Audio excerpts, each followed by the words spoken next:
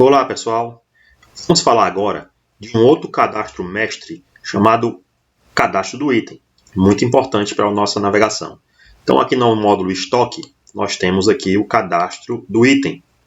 A sua composição, a sua forma de apresentação é semelhante ao cadastro de parceiro de negócio. Ou seja, nós temos aqui um cabeçalho e temos guias que contêm campos da mesma afinidade. Eu vou navegar aqui para um item. Para o primeiro item, que é o item, ampliar minha tela, o item mercadoria A. E aí vamos ver aqui no cadastro, no cabeçalho inicialmente, os campos que compõem essa tela. Temos aqui o seu código, né? Código 0001, certo? E o tipo do código de contagem aqui é padrão.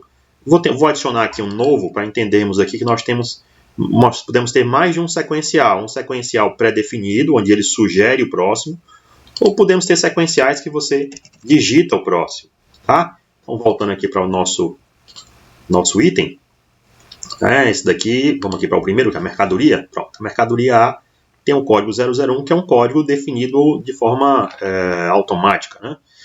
A descrição, livre aí para ser digitada.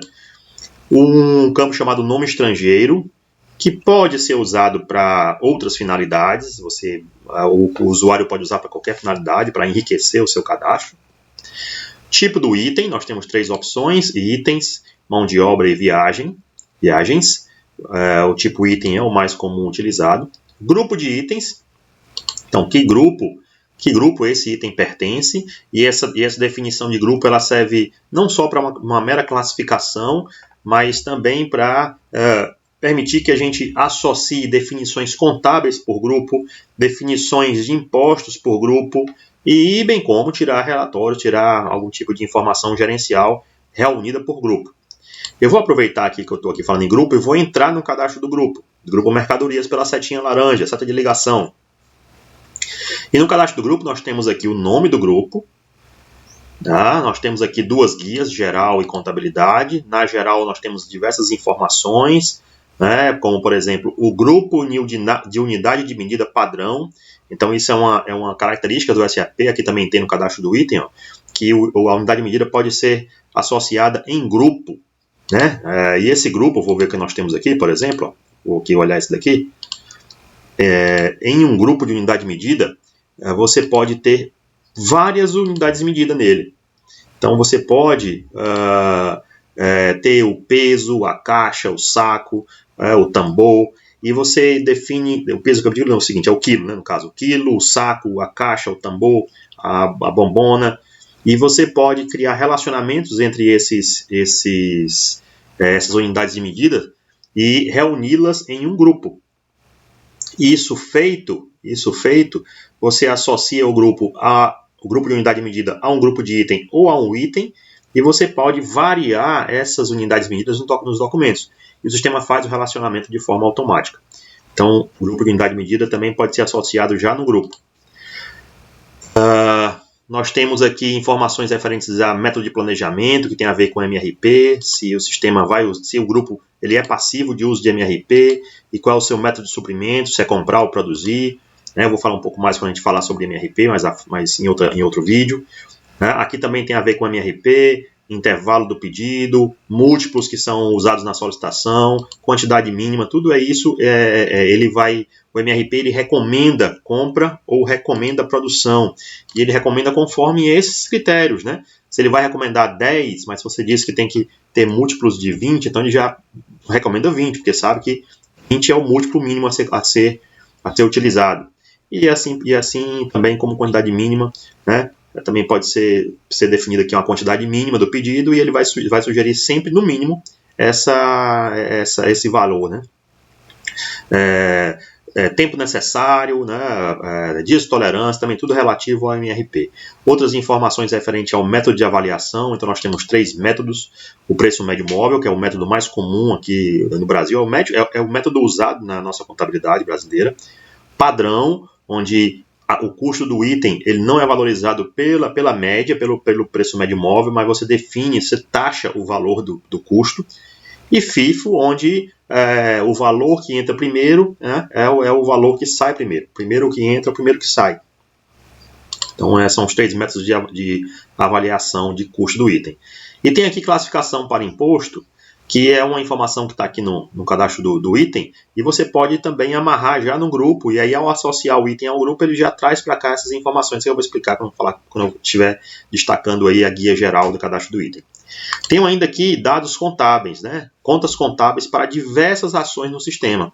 Você pode amarrar isso no grupo, quando o seu banco de dados não tem a determinação avançada ativa. Então, se for a determinação básica, a contabilização pode ser definida conforme o grupo do item. A gente vai ver mais à frente como é que isso se dá.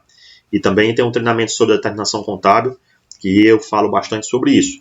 Mas o fato é que aqui você pode pré-definir dados de contabilização, as contas contábeis para diversas operações, e no cadastro do item você pode informar que a contabilização daquele item vai ser feita conforme as contas contábeis definidas no seu grupo. Então, para isso que tem isso no cadastro do grupo. Então, o grupo de item é uma informação importante, pois não é apenas meramente uma classificação, pois pode ser usada na determinação contábil, determinação de imposto, tá? E em outras ações que você queira fazer a relação, mas essas duas de forma nativa. No item tem aqui o grupo da unidade de medida, que pode vir a reboque do cadastro do grupo de item, caso tenha grupo de unidade associado a ele.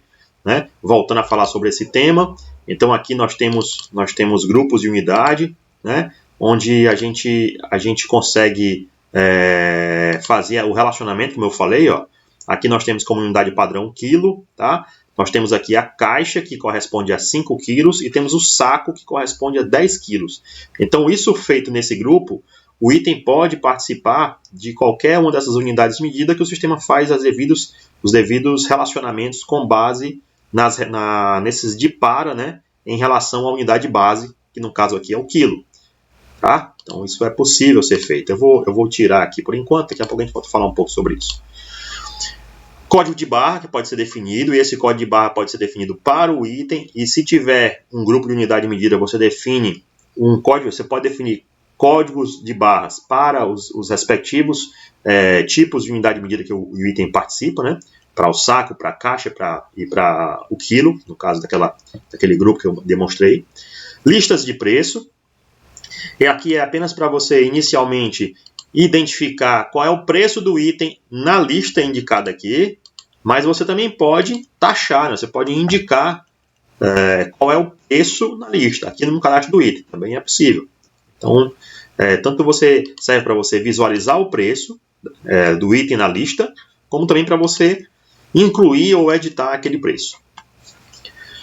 Temos ainda no cabeçalho 3 checkbox indicando se o item é estocável, se o item é de venda e se o item é de compra. O item, ele não necessariamente deve ser estocado, deve ser estocável, melhor dizendo. Só é estocável só é controlado quantitativamente quando está marcado a opção item de estoque. Então a gente pode ter um item do tipo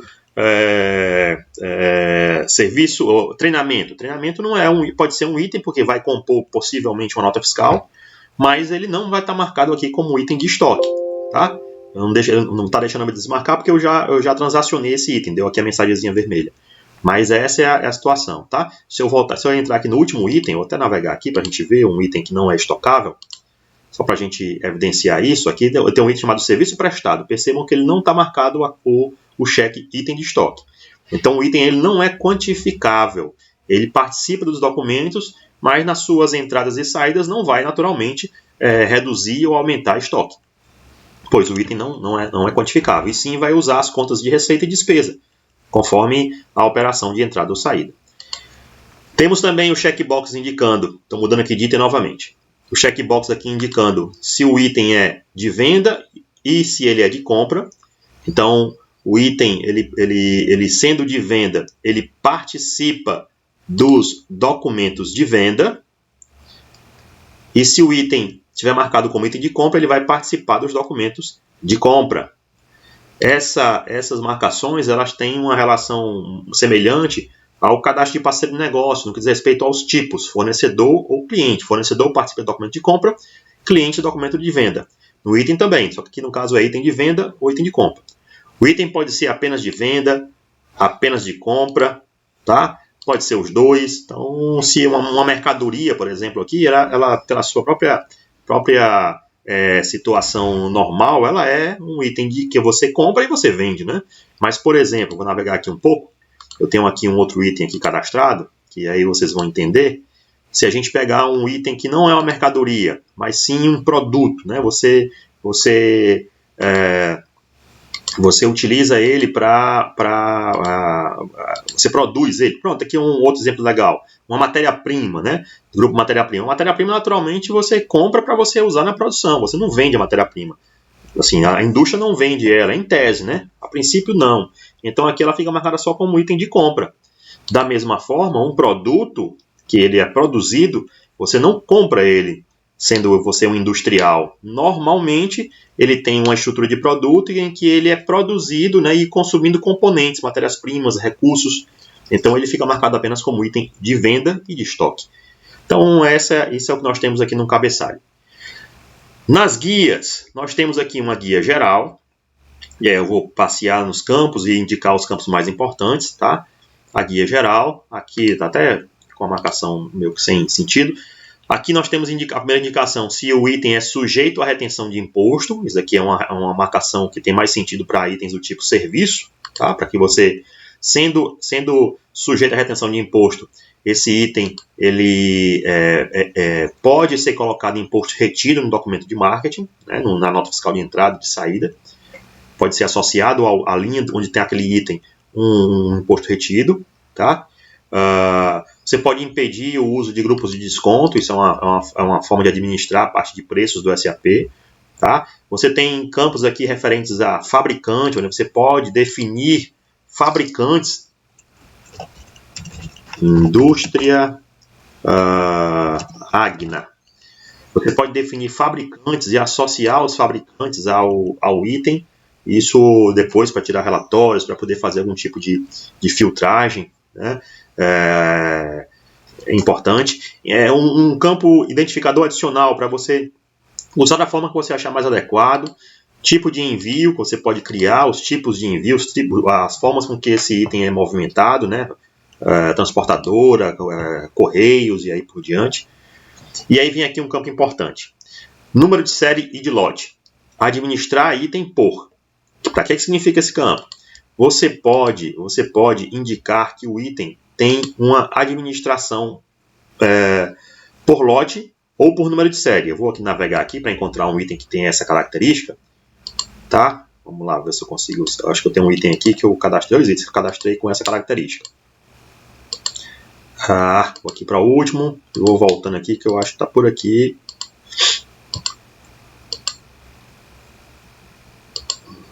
Pronto, achei um aqui. Vamos lá, achei dois. Esse item aqui, eu dei esse nome só para efeito didático, mas ele é um item que aqui nós temos aqui, que ele está administrado por lote, né? Administrar item por lote. Quando você indica que a indicação é por lote ou por número de série, o sistema cria um novo campo, ou melhor, ele disponibiliza um novo campo, para você informar qual é o método de administração. Se esse lote ou o número de série, ele tem que ser indicado em todas as transações, ou seja, nas entradas, nas saídas, nas transferências, ou apenas na liberação, apenas quando você está saindo com aquele item. Tá? Então, tem esses métodos aqui de administração que você pode também indicar. Tá? Então, aqui lote, né, por lote. E interessante, quando o item é administrado por lote ou por número de série, que também é esse caso, você tem disponível com o botão direito sobre o cadastro do item, além, né, de também usar isso em um relatório lá no módulo de estoque, como visualizar as transações por número de série ou por lote, se o item for controlado por lote. E aí você consegue perceber, né, aqui no caso está mostrando todos os números de série, aqui tem o número de série 234, 235, 236, e para cada um deles, aqui ele vai demonstrar aqui o histórico daquele número de série. Tá? Quando aqui no caso teve uma entrada, teve uma saída, teve uma nova entrada aqui, né? Os documentos que foram utilizados para tal movimentação, tá? Esse item aqui no caso só teve só uma entrada e depois ele saiu, né? Foi vendido, tá? E por aí vai. Tem itens aqui que só tem só a entrada, estão no estoque ainda. Então isso dá para você ter toda essa administração tanto para os itens administrados por lote como para os itens administrados por número de série. Aqui no caso do lote também nós temos aqui, né, o lote 0102 2020A, tá? Que ele teve aqui essa movimentação, ele entrou e ele teve uma saída, a saída foi por uma transferência, e deve ter vindo para cá, né? Entrou aqui em outro depósito 2, teve uma entrada, né? E esse outro lote, o lote 0203 2020C, ele teve apenas uma entrada, né, de 50. Então isso é para que você tenha essa possibilidade de administrar as transações por lote ou por número de série. Muito bem. Temos ainda aqui na guia geral a indicação do item quanto a se ele é ativo ou inativo, né, semelhante ao cadastro de parceiro de negócio. Então, o item ativo ou inativo, né, você também pode definir datas de atividade ou datas de inatividade, tá? E o avançado você faz as duas coisas juntas. O importante identificar é o seguinte, que o item inativo ele não consegue ser entrado em um documento, né? Você não consegue, no caso, se o item for de venda, você não consegue usá-lo dentro de um documento de venda, porque ele está inativo, tá? Observando naturalmente a data de inatividade, né? Mas aí, em tese, o item ativo consegue participar dos documentos e o inativo não, tá? Classificação de itens para imposto. São informações que também estavam lá no cadastro de grupo de itens. Aqui nós temos aqui uma série de informações referentes à parte fiscal, né? A primeira delas, se o item é material ou se o item é serviço. E essa classificação de material e serviço tem relação direta com a movimentação de mercadoria, com o ICMS. Então, o item de material é aquele item que é passivo de ICMS. Não necessariamente ele é estocável. E o item de serviço, né, do tipo serviço, é aquele que não tem ICMS. Né? Então, vai ter, de repente, um imposto sobre serviço, ISS. Quando o item é material, você tem outras classificações. Tem uma classificação aqui do tipo material, que isso aqui vai para o SPED, né? Se é mercadoria, se é matéria-prima, com a codificação específica a ser indicada no SPED. Tá? Você indica o seu código NCM, então você vai e busca dentro do hall de códigos NCM, já estão aqui no SAP, qual é a NCM referente àquele item. Tá? Aqui é o demonstrativo nota fiscal, esse é um código aí que eu acho que não estou mais nem usando, mas está disponível aqui. Grupo de materiais é uma indicação que você pode dar, né, você pode descrever e pode relacionar esse grupo de materiais com outras configurações do sistema, como por exemplo, e mais importante naturalmente, a determinação de imposto, onde o sistema sugere o imposto para o item. Então aqui você pode criar grupos e fazer essa relação. Tá? Isenção do TIP, né? Aqui é a tabela do IPI, fala de IPI. Fonte do produto, e aqui vai nortear a indicação do primeiro algarismo do CST de ICMS para os itens nacionais, estrangeiros. Aqui, esses códigos aqui, 1, 0, 1, 2, é exatamente o prefixo do CST de ICMS. E essas informações, elas também estão, e aí eu vou relembrar, lá no grupo. Aqui nós temos alguma delas, que você pode definir no grupo, e quando você associa o item ao grupo, ele já traz aqueles dados para o campo respectivo aqui da classificação de item para imposto. Esse campo aqui é importante para a parte de configuração de imposto. Se for serviço, aí é mais simples, que é o que você vai ter apenas códigos de serviço prestado ou contratado, conforme a prefeitura, né, que você está fazendo aquela prestação de serviço ou aquela tomada de serviço. Tá? Assim, também tem um grupo de serviço que serve para você criar classificações para grupo de imposto. Dados de compra e dados de venda. Essas duas telas, elas são similares, né? A de compra tem algumas informações a mais, mas é muito importante aqui o uso delas, principalmente para a questão das unidades de medida. Eu falei de grupo de unidade de medida, né? E aqui ressalta-se aqui a importância de definir bem as unidades de medidas para compra e venda, pois você pode comprar de um jeito, aqui no caso aqui eu estou indicando que a unidade de medida de compra é caixa, e tem itens por unidade de compra 10. Então você compra em caixas com 10 itens. E você vende como? Você vende na unidade. Tá? Então isso aqui você pode variar, fazer variações. Né? Você pode vender, por exemplo, no saco, tá? Com 5, né? Ou com 3. Então isso daí o SAP vai fazer as devidas verificações, né? E administrar bem o estoque, sem que você se perca. Né? Voltando aqui para a mercadoria A, estou saindo aqui, voltando para a mercadoria A, e eu vou exemplificar só um detalhe. Quando a gente trabalha com unidades, com grupo de unidade de medida, então eu indiquei aqui um grupo de unidade de medida, Esses campos eles funcionam de forma diferente. Você não amarra mais a unidade medida de compras nem a unidade medida de vendas de forma específica. O que você faz é indicar dentro das unidades medidas do grupo. Então aqui nós temos aqui 3 unidades medidas, o quilo, a caixa e o saco. Então você diz como é que você compra, qual é a unidade. Então é escolha, né? Você escolhe que você compra em caixas com 5 quilos. Tá? Em vez de você digitar, você escolhe e a amarração já está feita no cadastro do grupo. Então tem essa diferença aí quando você trabalha com grupo de unidades de medida. Da mesma forma, com a parte de venda, você escolhe também a unidade de medida. Existe também uma classificação, e aqui eu vou ter que tirar para a gente poder prosseguir. Existe também uma classificação que diz respeito à embalagem. Tá? Você pode ter a forma de comprar, né? Aqui no caso aqui eu vou botar aqui caixa com 10. Aqui é a forma que vem na embalagem, né? Então aqui é uma outra classificação. Aqui podia ser, por exemplo, um pallet, né? Que é assim que se escreve, pallet. E o pallet tem quantas caixas? Tem 5 caixas. Então você também tem como fazer essas variações e aí ele vai administrar não só os itens entrados, mas também as embalagens, tá? E aí, quando tiver a oportunidade de a gente trabalhar em cima dos documentos, a gente demonstra um pouco melhor isso daqui. Tenho aqui ainda nos dados de compra informações relevantes a fornecedor preferencial e número de catálogo do fabricante. O que é isso? Fornecedor preferencial, aqui você lista um fornecedor que é preferencialmente utilizado nos documentos de compra, né? Então você pode fazer essa associação. E aqui você pode indicar o código deste item no fornecedor preferencial. Então você pode fazer essa indicação. Isso vai servir para quê? Vai servir para você, por exemplo, se trabalhar com a importação de XML, fazer um relacionamento entre os itens. Vai servir para você, se você for imprimir um documento, né, de documento de marketing, você pode usar o seu código ou pode usar o código do fabricante. Então tem algumas finalidades. Nessa parte do fornecedor preferencial, você também pode definir os fornecedores aqui nos 3 pontinhos que atendem ao item. Aqui no caso tem 2 já aqui cadastrados, sendo que o preferencial é o 2.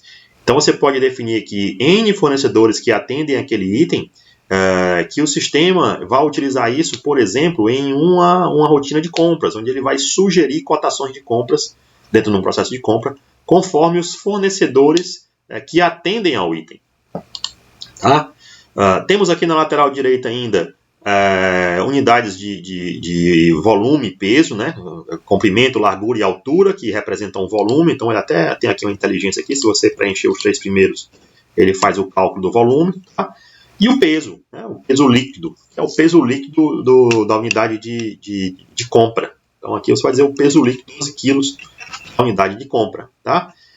E aqui, legal disso aqui também é o seguinte, essas unidades medidas, elas vêm por padrão já pré-definidas, no caso aqui o quilo e o metro cúbico, e aqui o metro, porque lá no cadastro, lá na administração do SAP, na tela de configurações gerais, deixa eu abrir aqui, exibir, aqui nós temos as formas, né, básicas aqui de medição, né, no caso aqui de comprimento e de peso, né? Quilograma e o metro são as medidas padrões, né? Então, sendo assim, aqui vê o metro, aqui vê o quilo e aqui vê o metro cúbico, né? Por ser a multiplicação de comprimento, largura vezes altura. Então, só para ter essa identificação.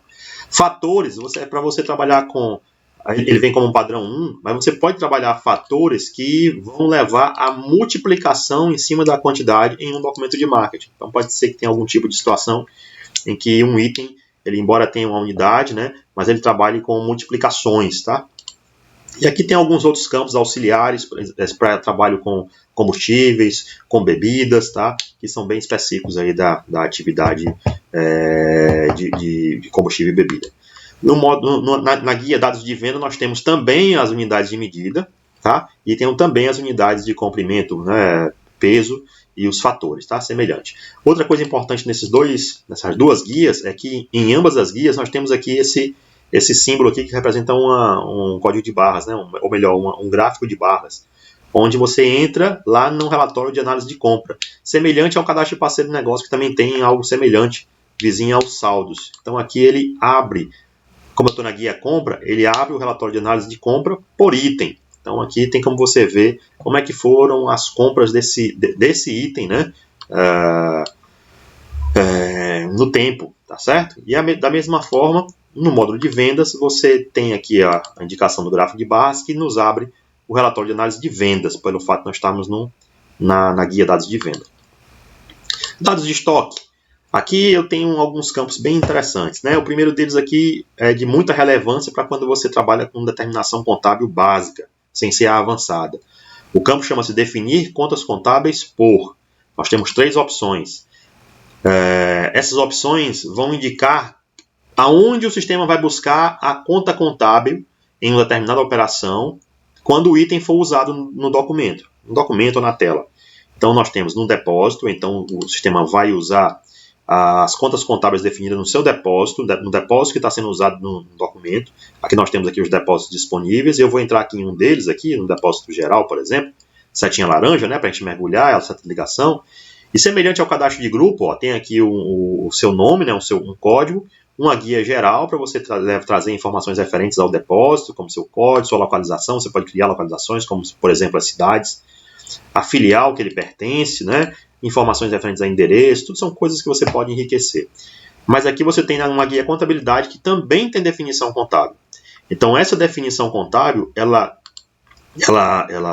vai ser relevante quando o item tiver definição contábil por depósito e, naturalmente, a determinação contábil for a básica e não a avançada.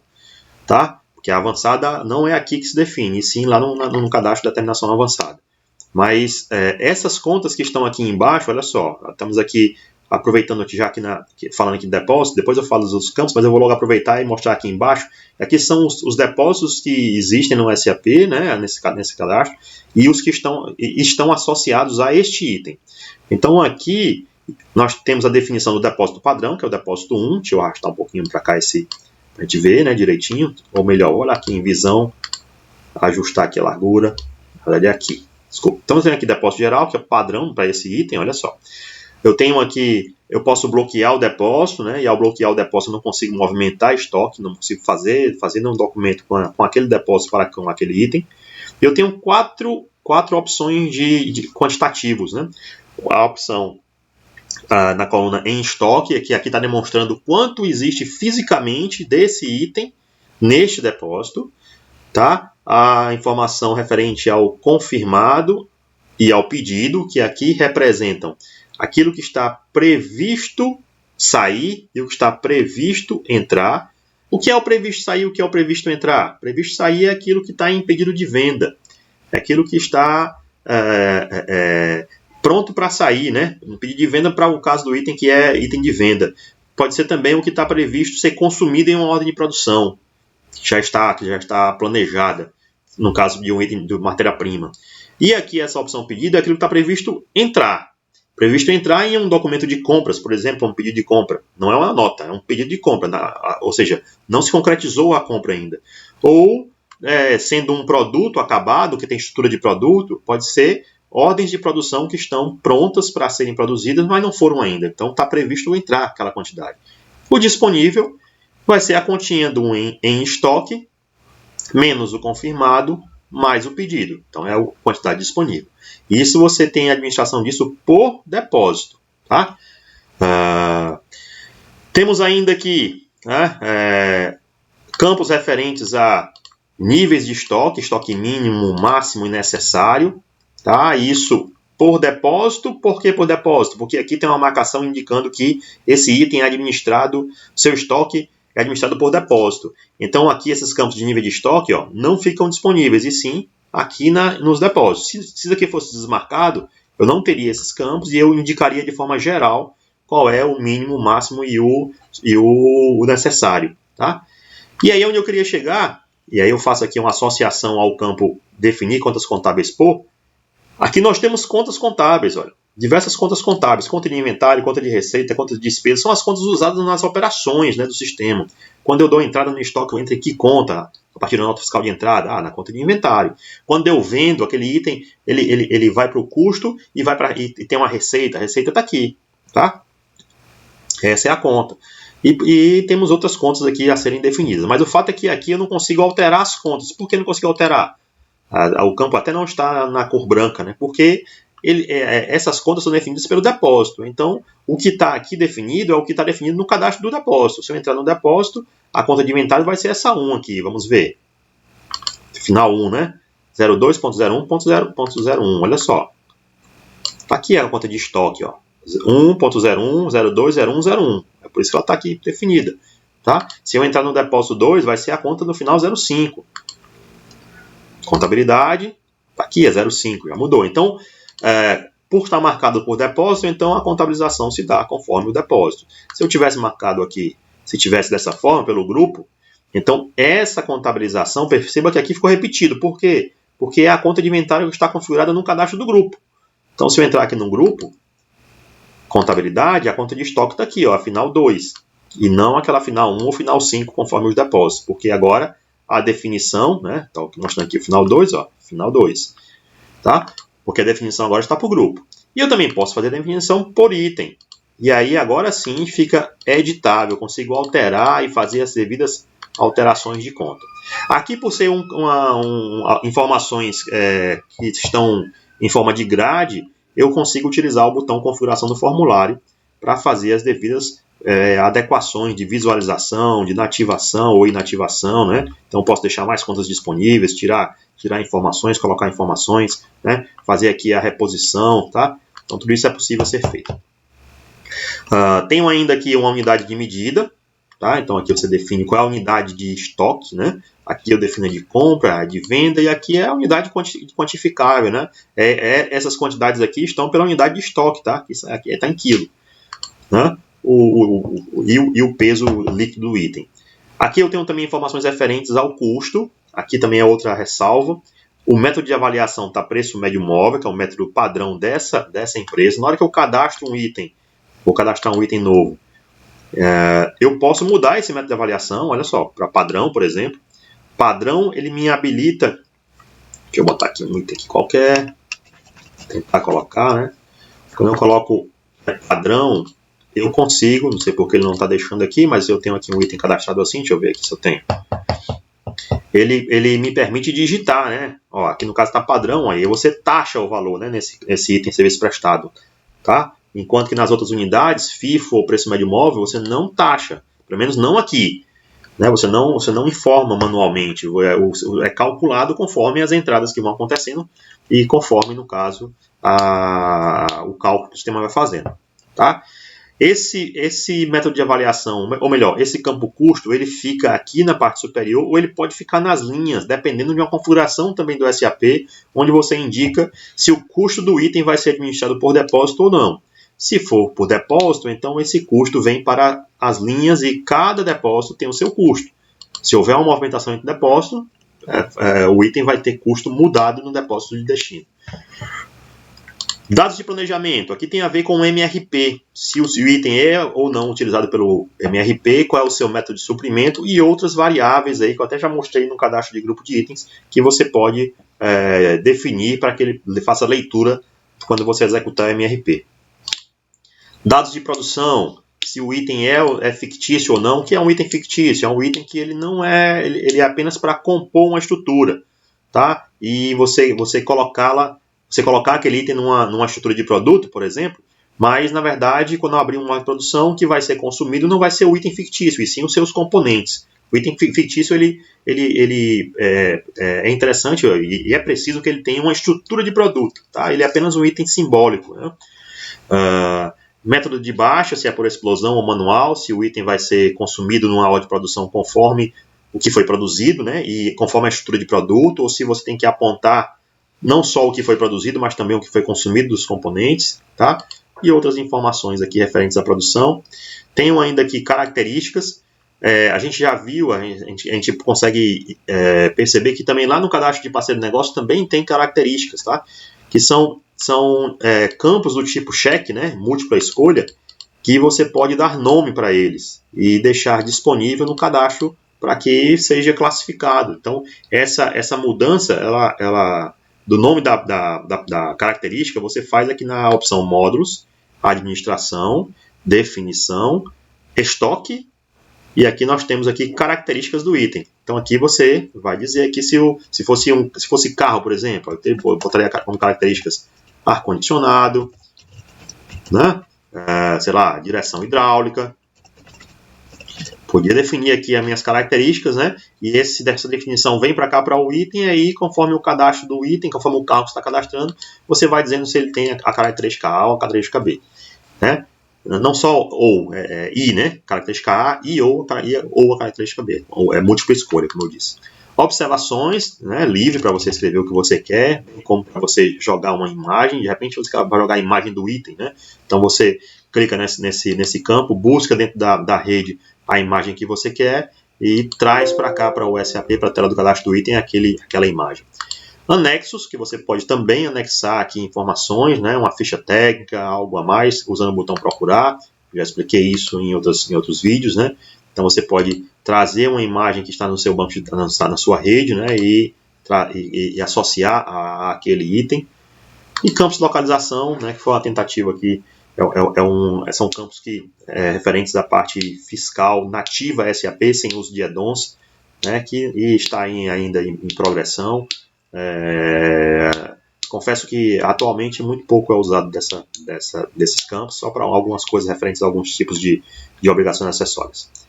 Muito bem, então esse é o nosso cadastro de itens, complementando aí o nosso treinamento sobre navegação.